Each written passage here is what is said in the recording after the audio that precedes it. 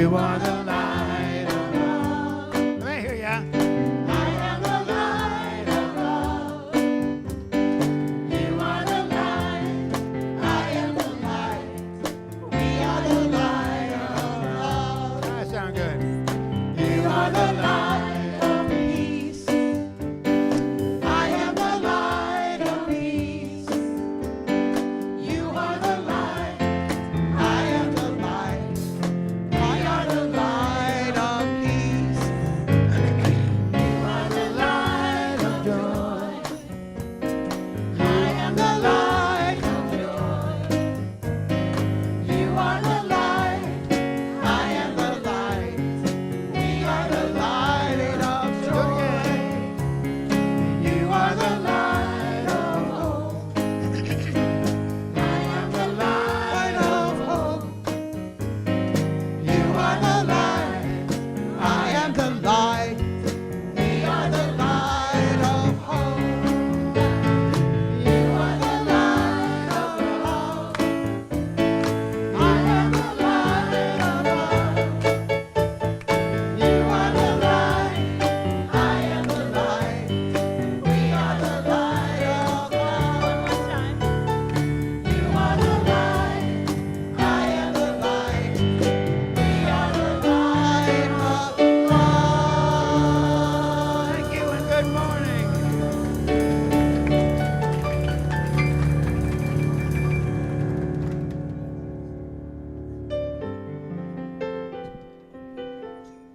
Good morning. I am from Altoona, Pennsylvania. It's a small town. And I am from a newspaper family. Before we sold the Altoona Mirror, it was in the family for 102 years. Yeah, I am the oldest of 7 kids. I am the oldest of 24 grandchildren. My grandfather was the patriarch. My grandmother was the queen. My dad was the chief. And my mother was the ambassador of fun. Those are the first 4 people that taught me about life. So I'd like to share a true story with you, some Christmas memories. This one is called My Grandfather. I am 16 years old, and I am excited because it's Christmas time. It's my favorite time of the year. Now, my folks give us each $5 to go buy Christmas presents with. And we all go down to Kresge's 5 and Dime, and you buy your dad a little comb for 50 cents and your mom a hanky, and if you have enough money left over, well, you work it so you do. You have $1 left over so you can get to the front lunch counter and buy a cheeseburger and a Coke. Well, this year I want to buy real presents. So I talked my father into allowing me to take the bus by myself to downtown Altoona, a whole 10 blocks, a big deal for my dad. And I answer an ad in the paper, and I get my very first job. I am working at Berman's Jewelry Store. Now, Mr. Joel Berman is about the age of my grandfather. And I am just fascinated by all the hoity-toity of Altoona coming in, buying really expensive, beautiful jewelry that I've never seen before in my life for their loved ones for Christmas. I mean, I'm an artsy person. I don't much like being a stock girl, but, you show up on time and you try to do a good job. Now, if you shop in Altoona, you have to shop at Gable's Department Store. It's a huge place. It's about a block long, 3 stories high, bargain basement. And I comb every inch of that store trying to get ideas for my family for Christmas presents. Well, one night Mr. Berman asked me to work late. It was busy. And so I missed my bus. So I call my grandfather at his office to see if he's still there, and he is. And I say, hey, I'm coming over. I need a bummer ride home. And when I get there, he's irked with me. Now, irked is not a bad word. They're not exactly mad at you, but they aren't exactly happy with you either. So he says to me, what are you working for that guy for? If you needed a job, why didn't you come talk to me? I said, I didn't know you were hiring. He said, well, I'm not, but I could have found you something to do. I said, Grandpa, why are you objecting to me working for Mr. Berman? He's a fellow businessman. He's in your Rotary Club. He's a Jew. He says that. And he walks away. This Norman Rockwell version of my grandfather puddles on the floor. I'm shocked. I'm saddened. I'm disappointed in him and I'm quiet on the ride home, and so is he. Fast track. It is now 4 days before Christmas, and I have 2 paychecks. I have money. I have real money, my money, and I am shopping at Gable's department store, and I am thrilled. Now, when you have 8 people to buy for, you end up in the bargain basement. So I buy for each one of my family members a pair of flannel pajamas. And the best part is the wrapping station, because that's free, and they put them in boxes and beautiful paper and ribbon and cards to match, and I take my beautifully wrapped presents in the bus that night, and I feel grown up. Well, Christmas Eve day is my last day of employment, and Mr. Berman calls me over, and he gives me this little velveteen box, and inside is a beautiful but simple little ring. "Thank you," he says. "You did a wonderful job, young lady." And I feel important, rich. Well, I put my presents under the tree Christmas Eve, and late Christmas Eve night, I go outside to take in the goody air. Now, I've called it that since I was 7 years old. My family, they don't get me. They think I'm nuts. But you can feel the energy in the air. It's fantastic. The good in the air. I mean, think about it. All over the world, people are buying each other presents and loving on one another, and Santa Claus is coming, and bright lights and the smell of pine trees and everything good about Christmas. And I close my eyes and I let the snowflakes hit my eyelids and the cold bite at my toes, and it's peace on earth for me. Well, Christmas morning, my presents are a big hit. I make everybody open them all at once because they're all the same thing. And I feel loved. Fast track. It is now the end of Christmas dinner at my grandparents' homestead. Now, everybody comes home for the holidays, all of the holidays. My grandmother and I once counted the number of beds in her house. She had 21. Everybody stays there. So a 50-person sit-down dinner, that's a normal thing for us. Well, I end up sitting alone with my grandfather at the table. Some of the dishes have been cleared. And I look at his face, and he's beaming. He's just watching his family, visiting in little groups. It's his heritage.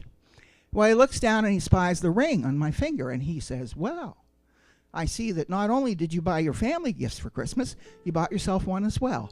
No doubt at Berman's." I said, "No, sir. Mr. Berman gave me this ring as a gift." "He did?" "Yes, sir. He said I did a good job." And he said, "Well, it's beautiful. I'm very proud of you, Deanne." "Thank you, sir." And then he looks me straight in the eyes and he says, "You know, I have been meaning to talk to you about what I called him the other day. He said it came out wrong." I said, "Well, to tell you the truth, Grandpa, it's bothered me because I didn't know you were prejudiced." He says, "Oh, not prejudiced, granddaughter, jealous." He said, "The Jewish people have this wonderful capacity for doing business, for making profits. They're much better at it than I am." He said, "During the Depression, my newspaper went bankrupt, and they were the only people who would lend me money, who would help me out. Things will get better," they said. "You'll pay us back when you can." He said, "Why do you think that today, at my newspaper, all of my accountants are Jewish men and women?" Jealous. It's a very humanistic word, isn't it? It's understandable. It's a heck of a lot better word than prejudice. And I am 16 years old that night, and I am sitting at my grandfather's table, and I am trying not to cry because I am so proud to be the granddaughter of this man who is my grandfather. And I love him so much. Thank you. Merry Christmas, everyone.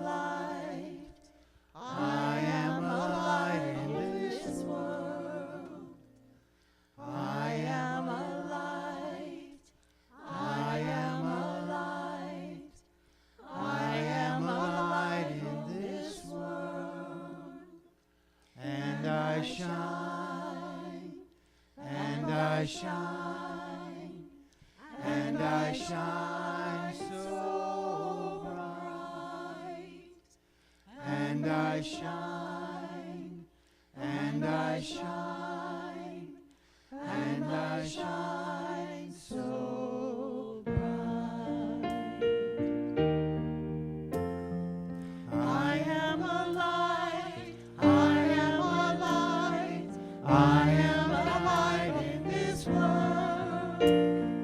I am a light. I am a light. I am a light in this world.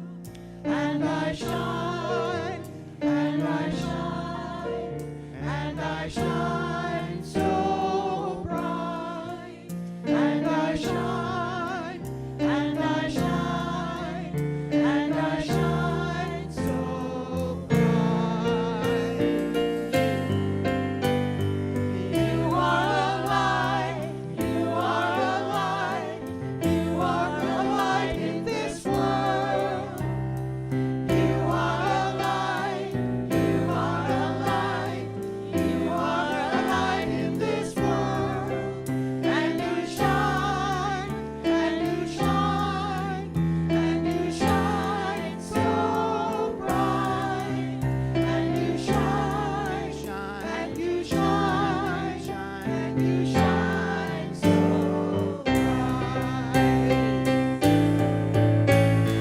We are a light, we are a light, we are a light in this world.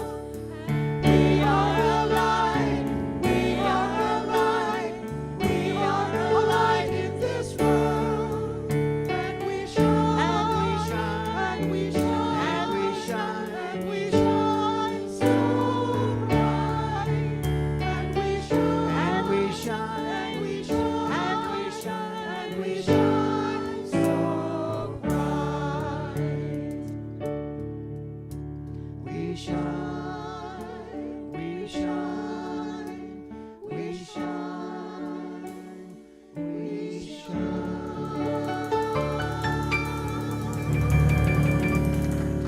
Your CSL singers, I am a light, you are the light, we are the light in the world. Thank you, very nice, guys.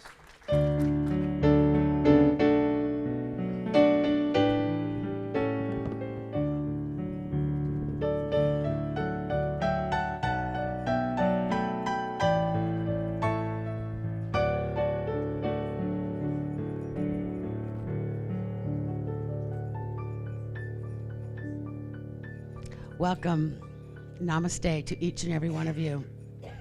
And know the truth with me that you are the light of the world. And the more that you believe that, the world's light gets brighter. So let's just go within and know the truth that you are that bright light. You are the joy to the world, encompassing all. Just feel that wonderful energy. That's the energy of God that dwells within each and every one of you. So let your light shine. I let it shine with every fiber and cell of my being. And I am just so deeply grateful to have this place, this sanctuary that brings it out in me. It's not about the walls. It's about the energy that is within each and every one of you. And you take that loving energy out with you into the world and manifest God's light. That's what this teaching is all about. So walk the walk, talk the talk. It's not about just coming to church on Sunday. It's being it. So if it's taking a class, calling up another member and wishing them well, whatever that may be, just allow that joy and magic of Christmas to vibrate through you. That love, which is the most important thing. And it's not about just the words, it's that feeling behind the words. So just allow that to express through your being in this next week, in this next year. Just relax in the moment and knowing that you are an important person. You are important to this place. So just allow your love light to shine, and together we say, and so it is.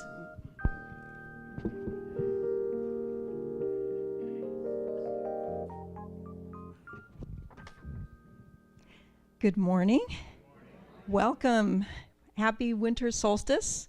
My name is Dorianne Cotter-Lockard, and I welcome everyone here at the Center for Spiritual Living in Simi Valley, as well as I welcome everyone who is watching us on our live stream feed from around the world.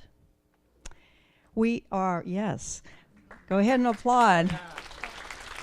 We are definitely connected with each and every person in our community, no matter where you are.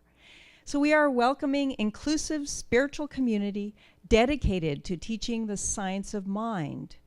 We provide spiritual tools to improve your life and to help create a world that works for everyone. Our practitioner of the day is Patty Justice. She will be available in the practitioner room after the service, which is over here. And all of our practitioners will be available on the platform for 1-minute miracles after the service. If you would like to have a quick, on-the-spot treatment, please come up and speak with one of us. And if you are watching online, you are able to make a request on our website for prayer treatment, and we will be very happy to pray for you. This week and next week, Christmas Day and New Year's Day, there will be no Wednesday Night Alive. So please join us in January when we will begin again our midweek inspirational services. And our bookstore continues to have a sale through the end of the month, 25% off everything. So if you have a last-minute gift that you would like to buy for someone, please go to our store, and we have absolutely wonderful items there for sale.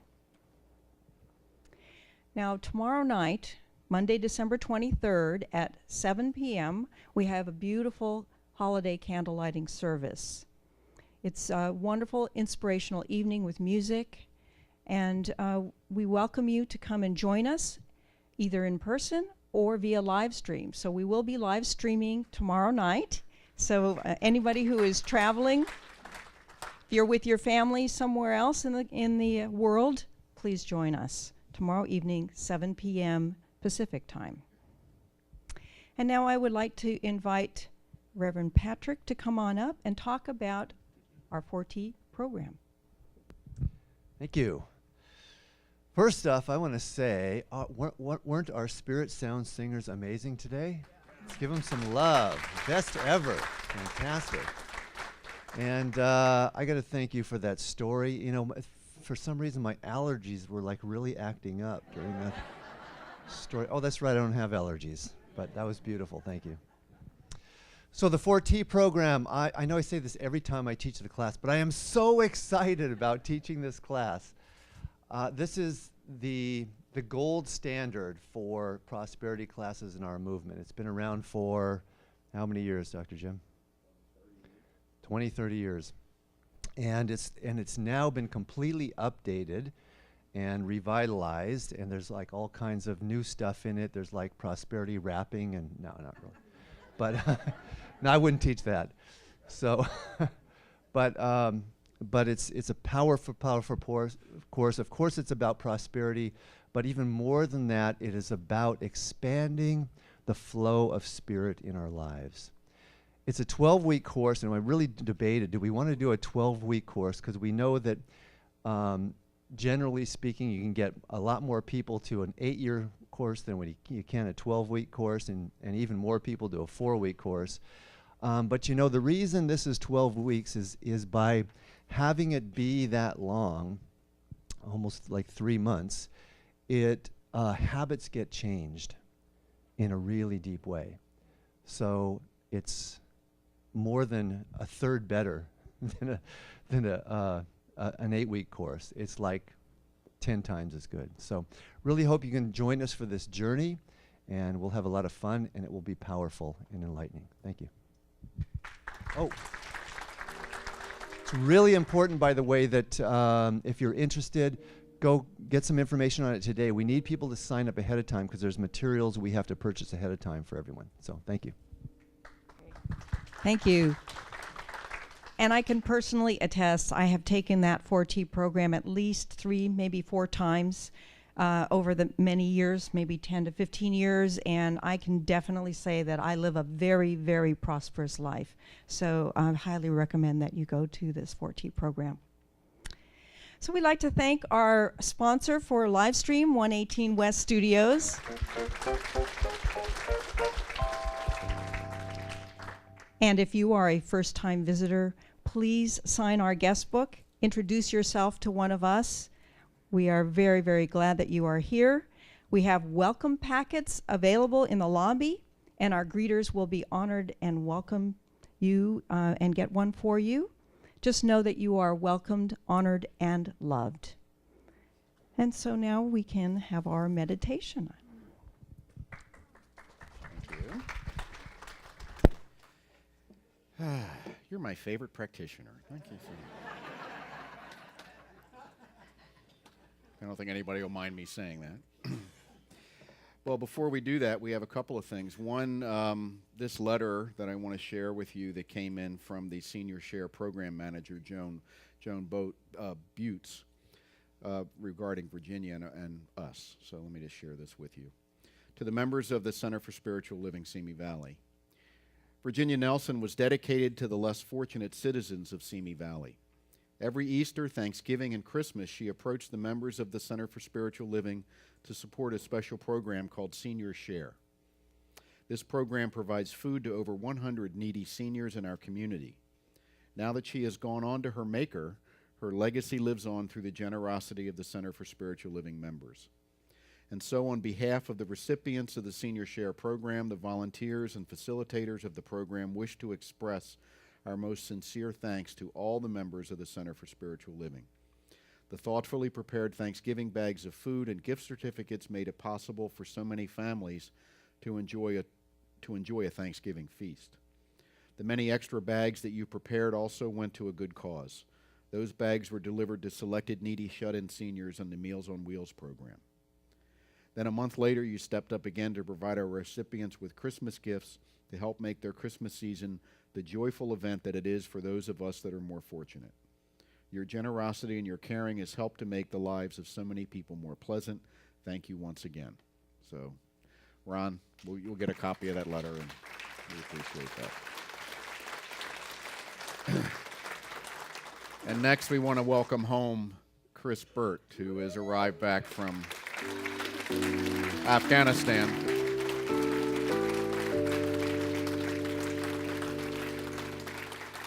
So we celebrate with Jeff and Kathy and the whole family, and we're glad that he's back.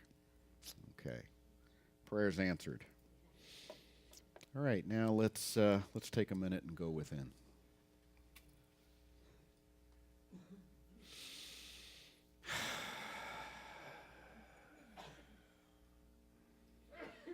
So I allow myself to relax into this moment and simply be present.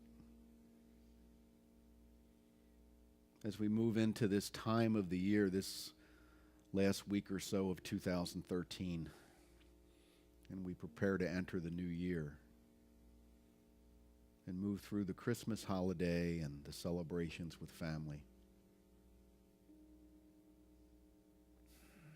It is symbolically the darkest time of the year, the shortest day, the longest night.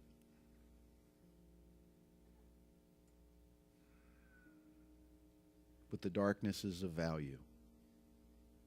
It lets us look at what needs to be looked at,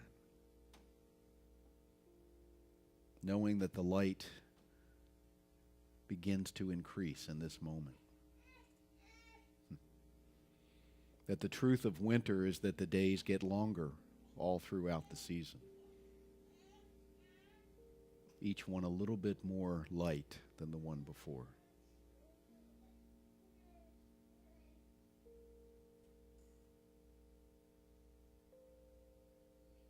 So we let this be so. We bring forth the best of ourselves in this moment to support ourselves and one another. To anyone who may be in a place of darkness now, let us bring them light as best we can.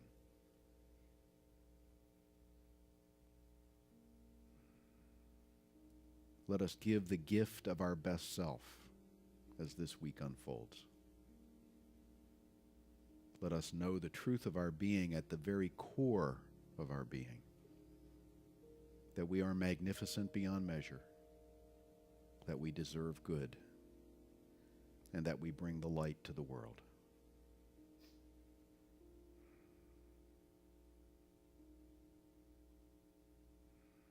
So we are the light of the world.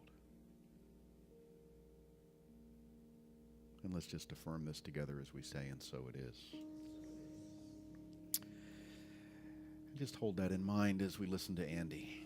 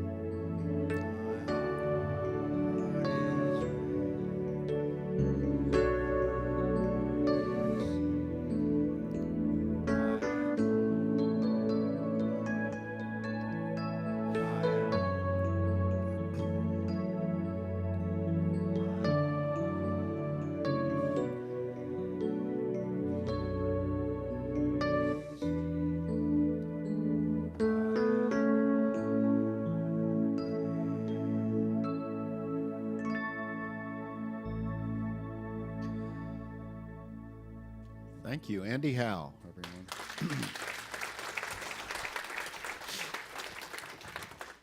So the winter solstice is a thing that occurs every year about this time, pretty much exactly at this time. Usually begins on the 21st of December. And in the southern hemisphere, it's the summer solstice. So therefore, as I say, the axial tilt is the reason for the season. This kind of is. And but the solstice is a time that in the northern hemisphere, which where most of our history comes from, has always been a time of deep spiritual meaning. It's when the days are shortest, the nights are longest. It tends to be the coldest, or pretty cold anyway. And you had to figure, if you go back a few thousand years where people depended on crops for survival, and this was the time of the year where nothing was growing to speak of, and they had to wonder, would the light ever return? And so there were all kinds of spiritual rituals and so forth that grew up around this time of the year in various cultures that basically dealt with the idea of the return of the light. So later on, as you know, Christmas was sort of put onto the date, and we'll talk about that in a little bit. So this is a picture of the trajectory of the sun on the winter solstice. It's the southernmost point it will be in the sky. You could do this today if you wanted, but that's what the sun looks like during the day. It's not directly overhead. It's lower in the sky, and it'll begin to gradually move back north. So the word comes from Sol, which is a sun god, and stis, S-T-I-C-E, means to be still, because the sun appears to stand still in the sky for about 3 days, where it doesn't appear to move north or south. It just it moves across the sky, but it kind of stays in that one lower place in the sky. So that's where the term solstice came from. In the summertime, in the summer solstice, it appears to stay pretty much directly overhead. So solstice means standstill of the sun, and it's at the southernmost part of the orbit. Okay. The day when the sun stands still, the shortest day of the year, the end of the autumn and the growing darkness. And Stonehenge, which you may know about, was designed to have the sun hit a certain stone in the center at the time of this day in the year. And we were in Ireland at some of the monuments there. What was the name of the one? Newgrange, which is, you've probably seen it. It's got white stones around the side and a grass mound on top. And there's a little entryway that was designed that when you went all the way inside the monument, the sun would hit right at that point and come through the doorway. It's very interesting the way they were able to design that like 3,000 to 4,000 years ago. So this was a very important time, a very important day, the shortest day of the year in terms of spirituality. So it's one of the festivals of the year, the calendar of the year. The summer and winter solstices and the spring and autumn equinoxes are the 4 corners of the celestial year. And equa means equal and nox means night. So again, when you have the equinox in spring and fall, the day and the evening, the day and night are equal in length. Okay, so that's, you can see how this would have been an important time in the year. Lots of interesting imagery that comes from this time of the year. I want to share this one little reading. It's from Gary Zukov. It's called Deep Winter. He says, "We are in deep winter. The nights are long and the days are short. The earth grows cold and life retreats. Now is the time for you to awaken to your place in this cycle and to use it consciously. What is the darkest in your life? What loss or disappointment, fear or terror moves through you? What powerlessness haunts you? These are given to you for your benefit. They are brought to your awareness so that you can change them. They are your avenues to the clarity and love that you are waiting for. You cannot become fearless at your command, but you can determine how you will respond to your fear. You cannot become kind with one intention, but you can determine how you will respond to your own brutality, righteousness, and fear." Shakespeare said, "Darkness is good," that it provides that space for awareness and to move into healing.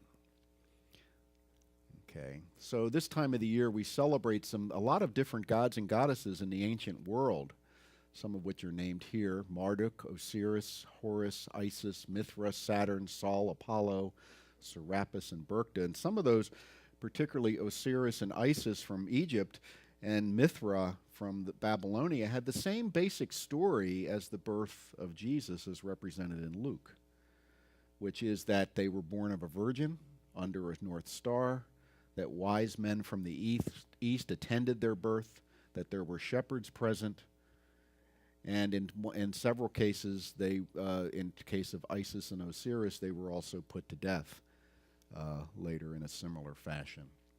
There were also many Native American gods that had a similar story. The virgin birth motif is a worldwide motif that has to do with the recognition in the story that the person who is being described is spiritually important.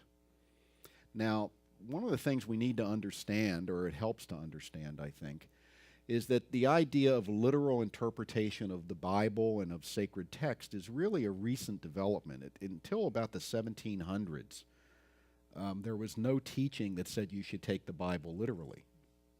It was all taken to be metaphorical. In other words, they were stories, they were important stories that had truth involved in them, but they were mainly about getting the point across. Because back in the day, when biblical stories were originated, when they were originally written down, almost no one could read or write.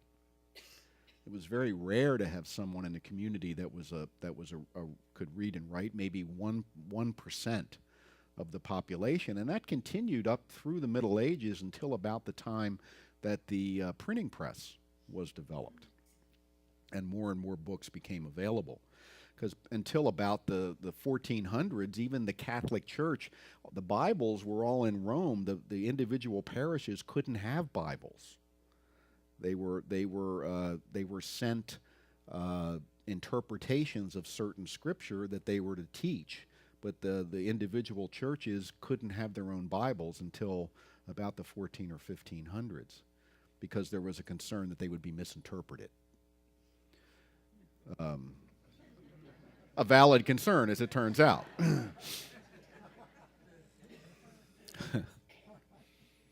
So, in looking at, there has been some recent work done on looking at the development of consciousness and how people think. And they say to go back more than 1,000 years, they said the type of human thought would be unrecognizable to most of us, because we're so conditioned in our Western kind of a linear way of thinking based on reading and writing and studying numbers and things like that, whereas people back in the day didn't really have that. They learned, they learned with stories. They learned with the stories that survive. The oral tradition had to be really good stories. They had to be the ones you remembered. So, and there were certain motifs that were used, kind of like we would say, if I were to say once upon a time and then tell a story, you'd know I was talking about what we would call a fairy tale. You see. Well, back in those days, if someone said the person was born of a virgin, that would be a sign that they were important spiritually. If there was a star over it, there were certain motifs that were used to indicate the nature of the story being told. And that people didn't necessarily see the stories as historically, perfectly, literally accurate.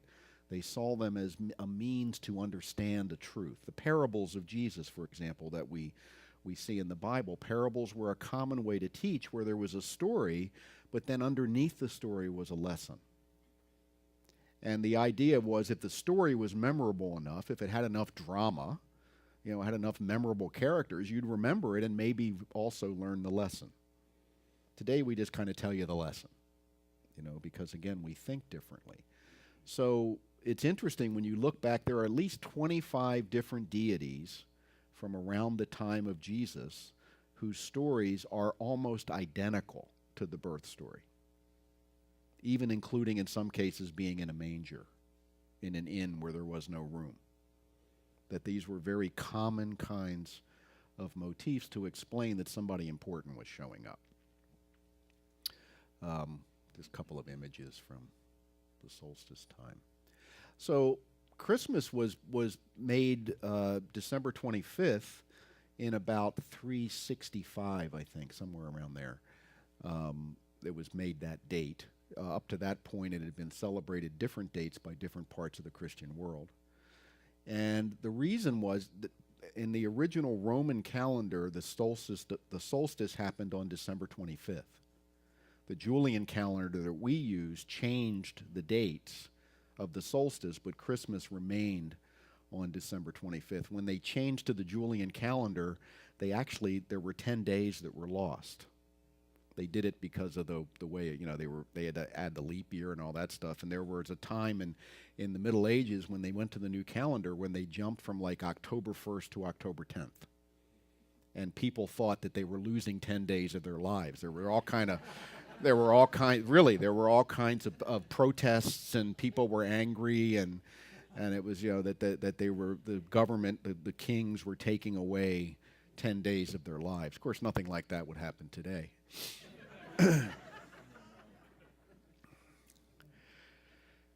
We're funny, we human beings. So the evolution of the solstice from earliest times, and there are solstice practices all through the Middle East, all through what became the Roman Empire. From up in the north, the Norse people, the idea of the Yule log was part of a solstice activity. The Yule log was a log that was soaked in water and then it was lit, and people didn't have to work for as long as it smoldered. Good deal, huh? Excuse me? You eat the Yule log in Belgium, but it's made out of cake, right? Yeah, that's it. And interestingly enough, in the Americas, in parts of the South, slaves were allowed to burn a Yule log, and they didn't have to work on the plantation for as long as it burned. Of course, it was the time of the year when there wasn't much happening, but that tradition actually existed within the American South. In the Roman times, Rome had the Feast of Saturnalia, which was about 2 weeks long, and similar kind of thing. You didn't have to work. Marriage vows were suspended. Slaves were freed for the 2-week period. And people just partied the whole time. It was kind of a let-off steam kind of a time. And the vestige of that today is New Year's Eve. So, yeah, Saturnalia spanned the time from Christmas into the New Year time, like really from Christmas to the Three Kings Day was really Saturnalia, which was not a Christian holiday, but it was at that time of the year. Okay. So this is just some different things. The winter solstice is the day with the shortest amount of sunlight and the longest night in the northern hemisphere, December 21st and 22nd. The early Romans celebrated the Saturnalia on the solstice, honoring their god Saturn. Consisted of days of feasting, gift exchange, and also the other stuff. The Iranian or Persian god Mithra was born of a virgin birth on December 25th. A lot of Roman legionnaires were part of the Mithracana religion before Christianity became the official religion of the Roman Empire in the 300s by Constantine. In northern Europe, the Druids, the priests of the ancient Celts, decorated their temples with evergreens at this time of year. And it says here the celebration of Saturnalia was too popular with the Roman pagans for the new Christian church to outlaw it. So the new church basically renamed the day over and reassigned meanings and tradition, which a lot of the Christian holidays did. Same with Easter. It incorporated some of the more pagan traditions about fertility and things like that. So this time of the year, these days have always been very important pretty much the world over. The winter solstice in the southern hemisphere, of course, is in June, so a little different timing. Okay. And this is a winter solstice prayer. It says, the blessings of the winter solstice, may we dream a new dream for ourselves and the world. May we greet the returning of light with the spiral dance of gratitude and deep peace. So the idea would be that at this darkest time of the year, we need faith.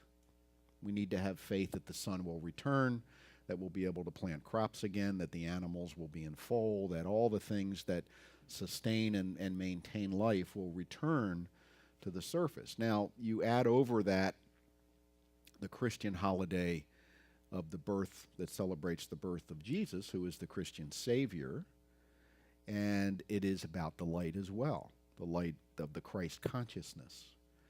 And that's why that was brought into this time of the year, whereas Easter, the belief of the resurrection, was brought into the time of fertility. Kind of interesting that you'd think that the birth date would have been put at the fertility date, but it really has to do with the full realization of the Christ consciousness, which is represented in the resurrection, which is a bigger holiday in Christianity, not in the United States in Christianity, but in Christianity around the world than Christmas is. And if we look metaphysically at the Bible as a metaphysical interpretation, we would say the Old Testament represents the birth of humanity, carried forth through all the early developmental stages, beginning in Genesis and carrying forward, where every new biblical story and the characters are a little more evolved than the ones before. And it begins with Adam being kind of the animalistic version of man. Eve shows up later, and Eve brings the emotional context into it, and so forth. And Moses is the giver of laws and order and things like that. So you have all of these different human characteristics that are added over time. And then the New Testament is the beginning of the awakening, that would represent the awakening of humanity to its true nature, which is the Christ consciousness, which is that we are all connected, we are all one. And the version of God that is taught by Jesus, if you read the Gospels, and you read even the other Gospels that didn't get in, like the Gospel of Thomas and some of the other Gnostic Gospels, was a loving, forgiving, opulent God of good. The Old Testament gods, there were a number of them in there, they were kind of cranky and grouchy and kind of incomplete in a sense, that they were, all of it is projections of the consciousness of those who create the stories. And the God of Jesus was an opulent God of forgiveness. Now, later on, some of the early adherents of the church, mainly Paul, kind of went back to the Old Testament God because it kind of worked better in organizing people, it seemed, at the time. And so there's been this back and forth. Now, it's interesting as you look in the Catholic Church, which is kind of the straight line from that time, the different ways that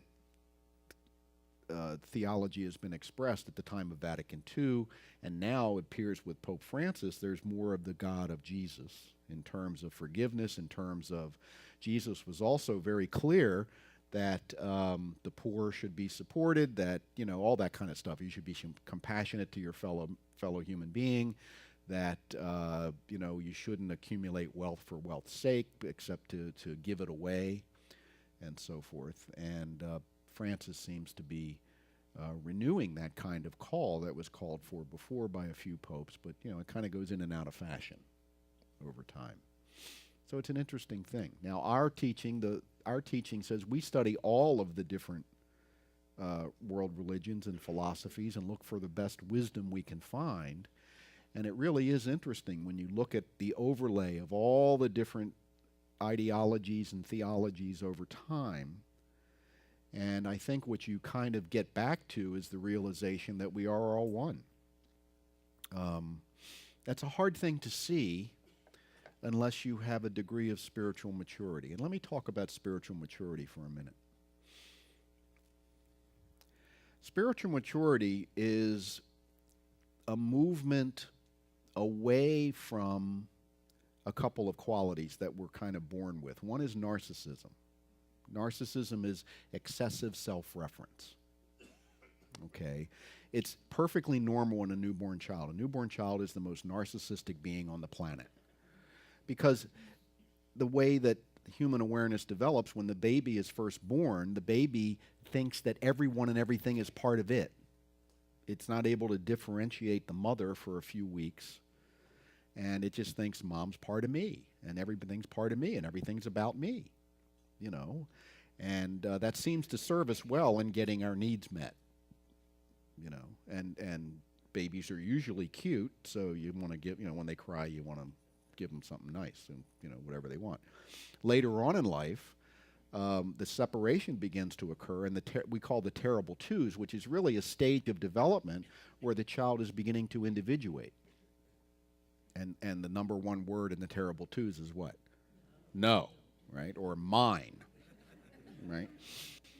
And that's a normal developmental stage. And then later on in life, see, the idea would be that a healthy developmental process would be that the child gets to know themselves as sufficient, having a sufficiency of whatever they need to express themselves creatively in their lives.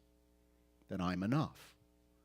And there's a process of developing that. Now, if that doesn't happen, you get into adulthood and you say, I'm not enough, and you're needy for whatever it is that you think you don't have. Okay? We would call that kind of arrested development.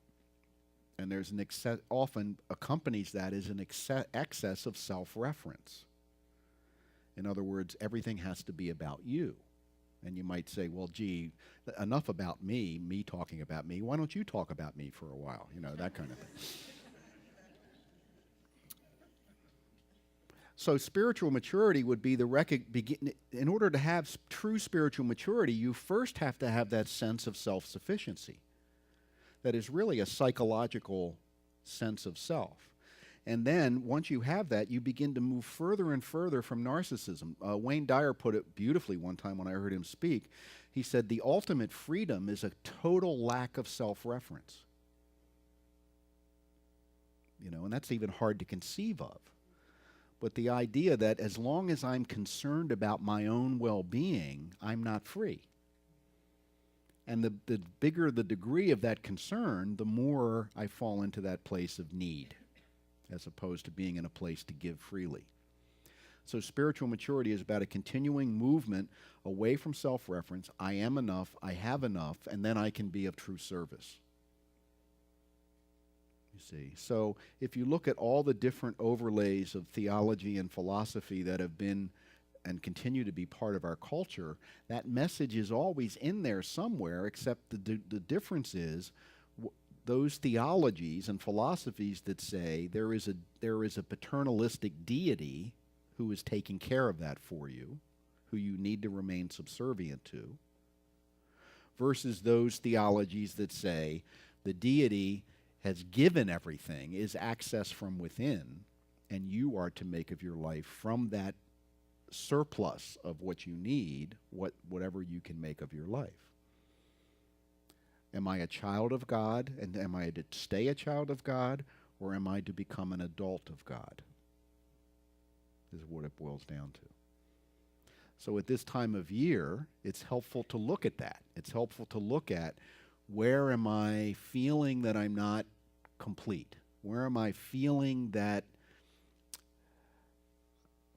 frustrated in my own growth? Where am I feeling that my life isn't what it could be or should be?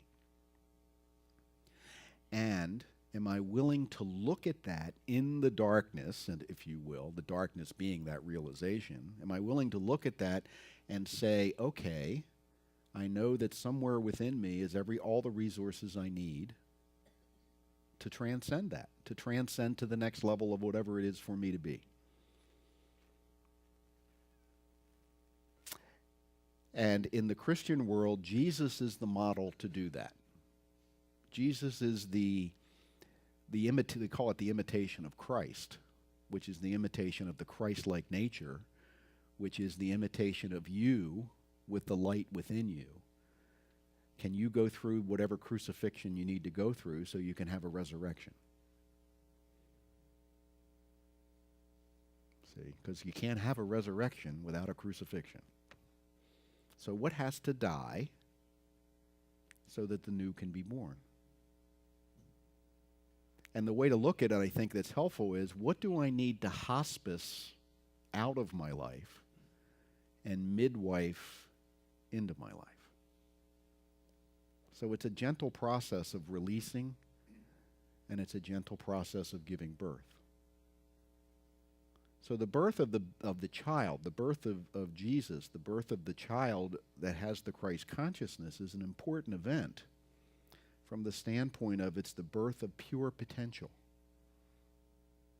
The child is pure potential. But the child can't be a spiritually mature being yet. It has to evolve and develop into that. But the infinite Spirit has given us everything we need to do that. And we each have our journey. Some of this is through our grandfather's family in Pennsylvania. And we all have our own story, our own journey, our own way of carrying forward. And everyone in it is our teacher and our guide. And some of them are going to be negative guides, and some of them are going to be positive guides, and some of them will be both.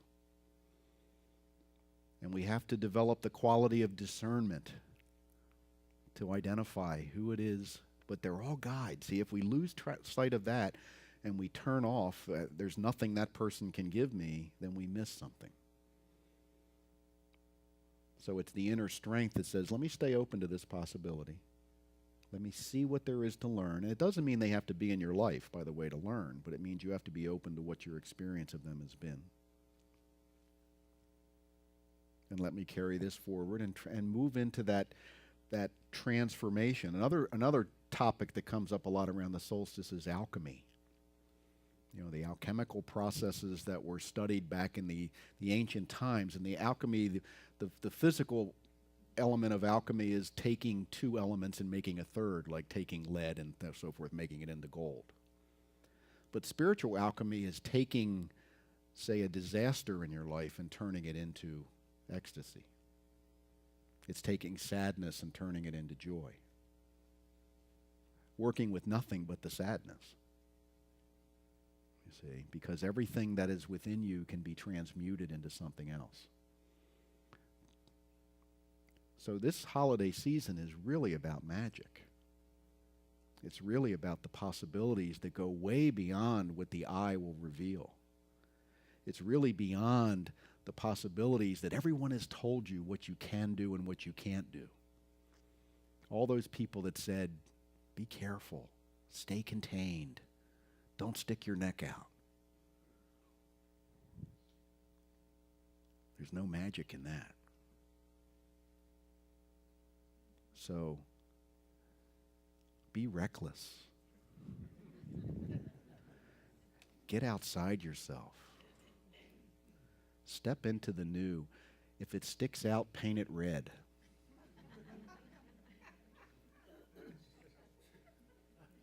Have yourself a merry little Christmas. Thank you, and namaste.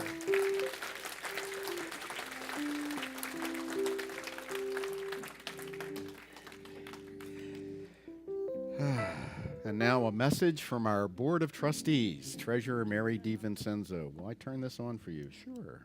There you go. Good morning. I'm Mary DiVincenzo, and I have the privilege of being the treasurer of your Board of Trustees. And one of my responsibilities as treasurer is to create the budget for this center for the upcoming year.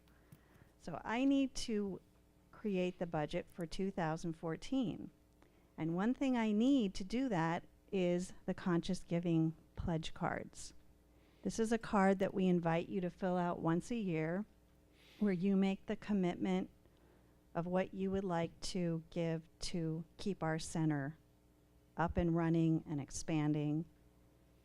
And we ask you to fill this out once a year. And I know that many of you will tell the office, oh, just keep what I have going for the last year. And that's okay, and we appreciate it. But I invite you to consciously fill this out once a year. So far, we only have about 60% of the cards in. So we've put them on the seats and in the kiosk and on the friendship table. And we would appreciate if you could turn them in today or next Sunday.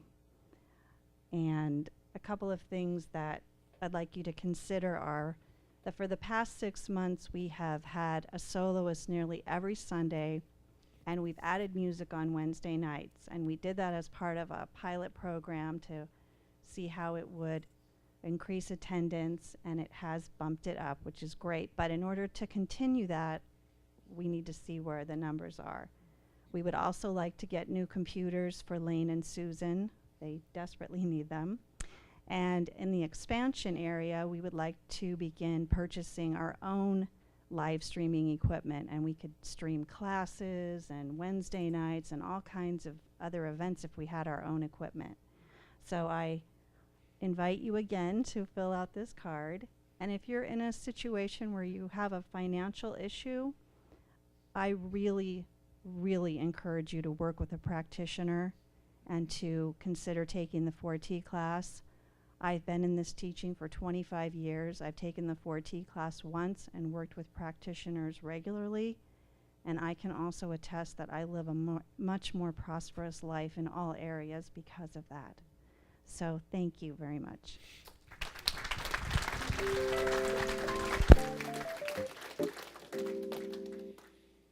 Thank you, Mary.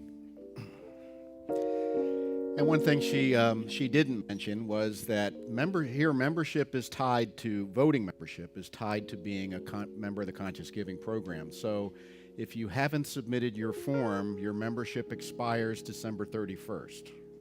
Just to let you know that.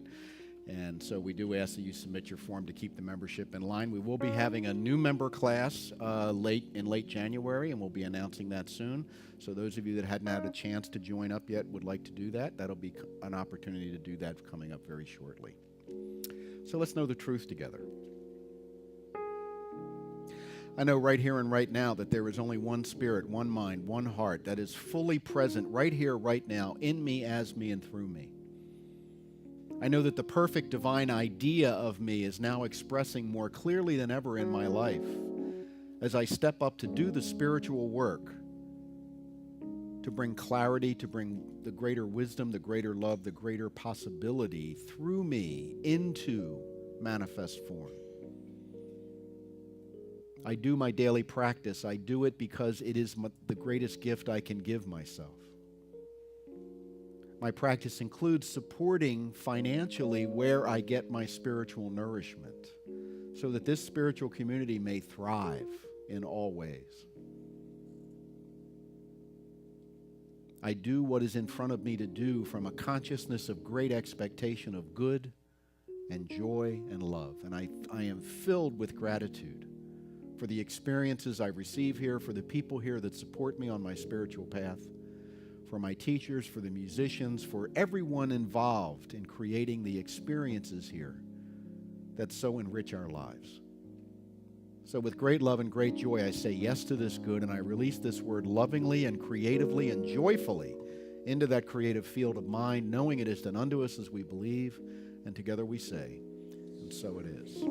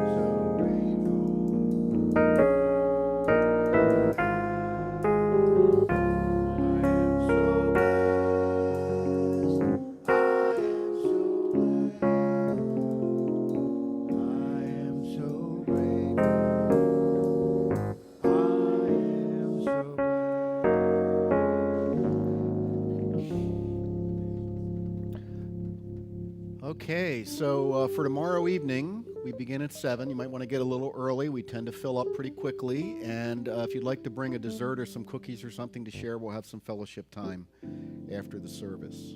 Okay, we have some wonderful musicians. We have Great music. Lucine Lucine will be here with her fiddle. with her fiddle, her violin, and Joe Crow will be here. Joe Crow. Yeah, it's going to be Really fantastic. good music, yeah. So let's bring in the kids.